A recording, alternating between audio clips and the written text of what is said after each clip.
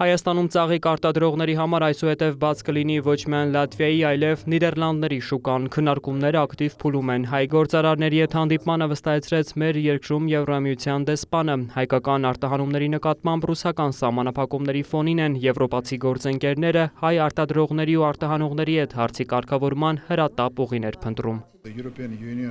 Եվրոպական միությունը Հայաստանի կարևոր և վստահելի գործընկերն է։ Այդ համատեքստում մենք աջակցում ենք հայկական բիզնեսին, Հայաստանի տնտեսությանը և կառավարությանը, տնտեսության դիվերսիֆիկացման ուղղությամբ։ Մենք ցանկանում ենք, որ հայ արտադրողները գտնեն լավագույն միջազգային շուկաները։ Քաղաքական ճնշումների կամ պատժիչ միջոցների պայմաններում շատ կարևոր է, որ մենք որպես բարեկամներ կանգնենք Հայաստանի կողքին։ Մենք սերտորեն աշխատում ենք հայ արտադրողների և արտահանողների հետ, օգնելու նրանց գտնել նոր շուկաներ և օգտվել այդ հնարավորություններից։ Հայ արտահանողների տնտեսվարողների հետ հանդիպման նպատակը նրանց գաղափարները լսելն է։ Դեսպանը հիշեցրել է, որ Եվրամիությունը աջակցության բազմաթիվ ծրագրեր է իրականացրել ու իրականացնում Հայաստանի մասնավոր սեկտորի համար։ Այժմ մենք կառավարության հետ քննարկում ենք, թե ինչպես կարող ենք ել ավելի մեծացնել այդ աջակցությունը։ Ներկա պայմաններում կարող ենք արագացնել մեր գործողությունները, օգնելու Հայաստանին իր ինքնիշխանության, դիմակայունության և տնտեսության ամրապնդման գործում՝ ի շահ ժողովրդի։ Կարևոր է նշել, որ Հայաստանի տնտեսությունը ունի մեծ ներուժ, հայկական արտադրանքը բարձր որակ ունի, և մենք արդեն օգնում ենք, որպեսզի այն ավելի ճանաչելի դառնա Եվրոպայում։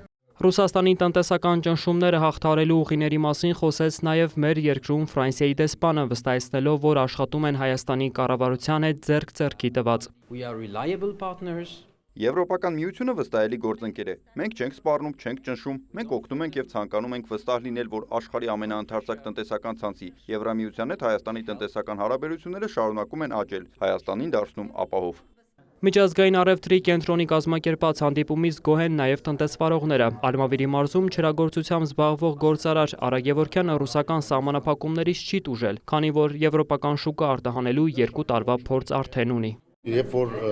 կողքիդ կանգնած է պետություն, դա արդեն մեծ բան է, որ դու կարողանաս դուրս գաս շուկաներ։ Հանդիպումը գնահատում եմ բավարար, նորմալ, շատ լավ էր։ Շուրջ 20 տարի ձկնաբուծությամբ զբաղվող Խաչատուր Կարապետյանը այս օրերին արտահանման ռուսական արգելքներին բախվում է, թեև վստահ է դրանք ժամանակավոր են։ Գործարարը, որ մինչև այդ մթերքի 85-ից 90% արտահանել է ՌԴ, վերջին շրջանում փորձում է դուրս գալ նաև եվրոպական շուկա։ Մեզ հաճելի է լսել նման